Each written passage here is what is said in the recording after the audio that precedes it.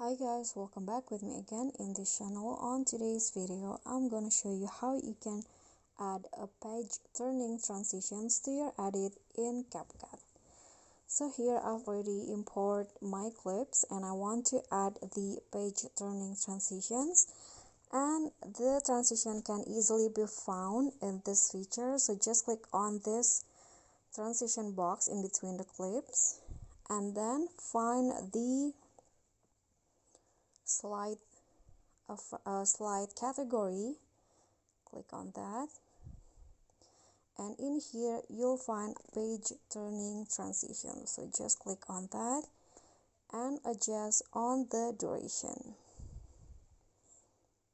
and after that you can just click on apply to all, then click on a check icon, and here is the final result.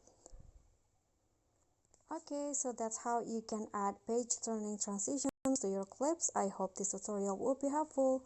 Don't forget to like this video, comment, click on the thanks, and also subscribe. Thank you.